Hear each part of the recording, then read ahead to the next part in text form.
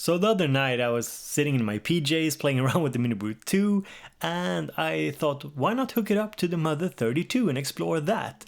So in this video I want to show you how you can hook it up to the Mother 32 in order to add a sort of third oscillator to the MiniBrute 2, but also show you a patch that I made. So let's put on that synth pajamas and cozy up in the sofa and let's have a listen.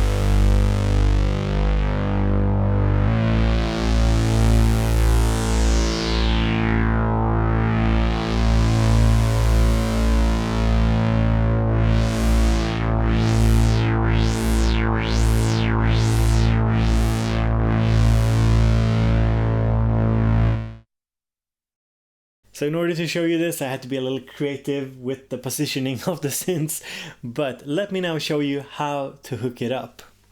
So let's start off by hooking up the gate. There's two different gates on the Mother 32. You want this one over here, the gate here. And for this example, I'm hooking it up to the AD output. Basically, the way I think about gate is sort of like an on and off switch. So it tells the Mother 32 when to turn on and turn off a signal. But since we want the Mother 32 to follow the pitch of the MiniBrute 2, we have to hook that up. So I'm going from keyboard, the keyboard output on the Mini 2, into the 1 volt per octave input. And lastly, of course, we want the sound from the Mother 32 into the MiniBrute. So we go from the VCA output over here into the external input on the MiniBrute 2. What that lets you do is run the Mother 32 through the entire circuitry of the MiniBrute 2. And now if everything is hooked up correctly, we should be hearing a sound. But of course, we need to raise the external input because that's where we inputted the sound from the Mother 32. And you should be hearing pitch changes when we play the keyboard.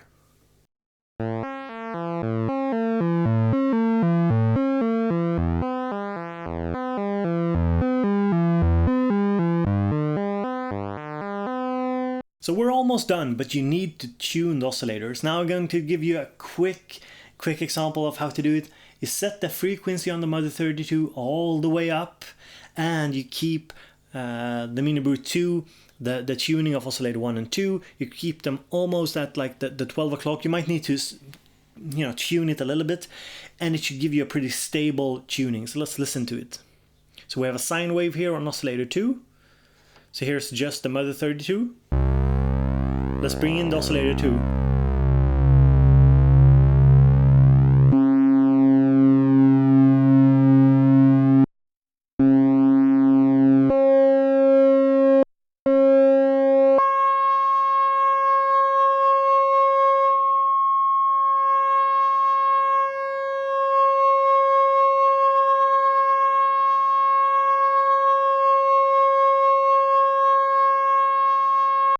So it's not perfect. It's not perfect by any means, but it's there. It's enough to kind of keep it in tune. Now I'm doing this by ear, so if somebody have perfect pitch, they might pick up that there's slight differences.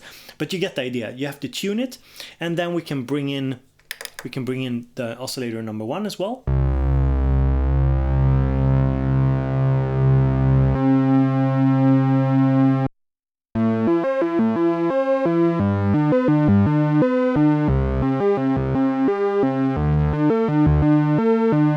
course, you can use a tuner to do this.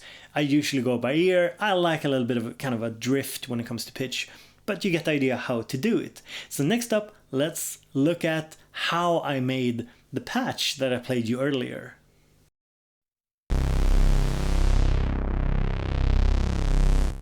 So one thing you might have noticed with this sound is the kind of sweeping noise that comes into the sound and then goes out again.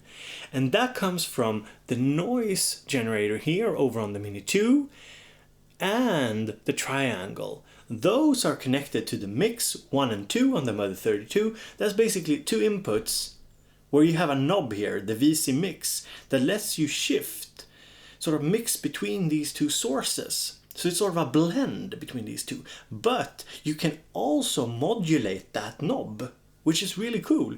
So to modulate that knob, let's follow the green line here. So I'm using LFO 2 into the mix CV, or the VC mix control rather, to mix between the noise and the triangle to kind of bring it in and out. But to get the sound out of the mix, I go from VC mix over here. That's kind of the output of the mixer, or the blender, if you want to call it that. And I go into the external audio input. So I basically have 2 points of control for the amount of the sound that is coming into the mix.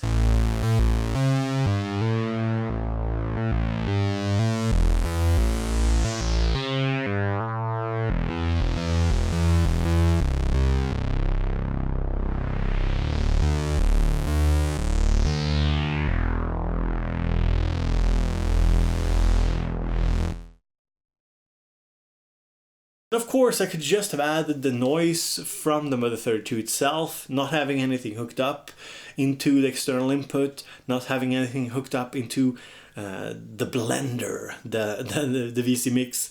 But I thought it was kind of cool to take waveforms from the MiniBrute into the Mother 32, mix them there, let them go through the circuitry, and back again into the MiniBrute 2. So that was one thing that I had hooked up here.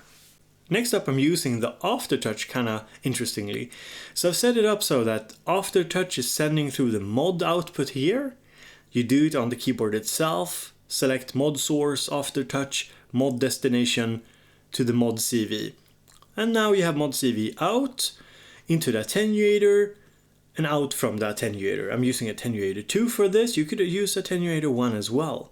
And that's to kind of tame the signal, because it's a sort of full-blown signal coming here out of the mod output. So you might want to tame it a bit.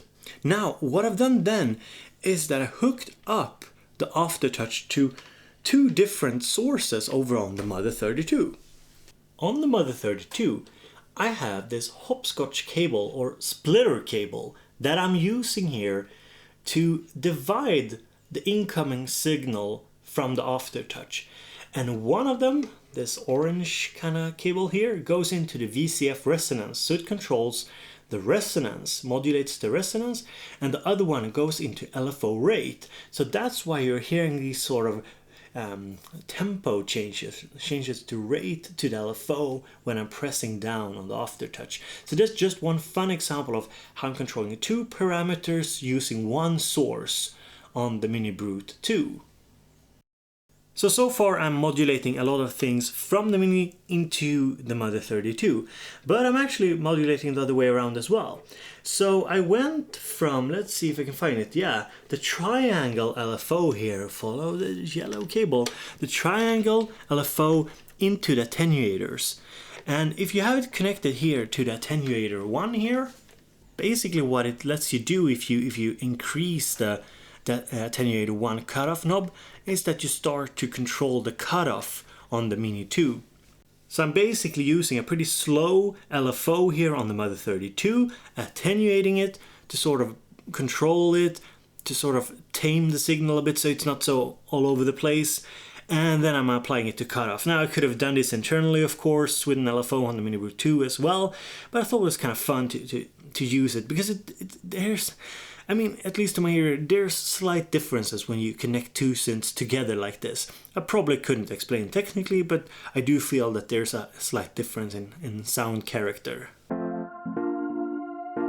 So this was my little beginner-friendly tutorial. I hope you guys enjoyed it. If you did, please consider hitting the like button, subscribe to the channel, and I also want to do a big thank you and shout out to all the patrons that have been supporting me. They sponsor these videos, they make it possible for me to devote this much time to exploring sound, doing tutorials, live streams and whatnot. So if you want to, you can consider joining the Patreon ranks. So thank you so much for being here and have a pleasant day.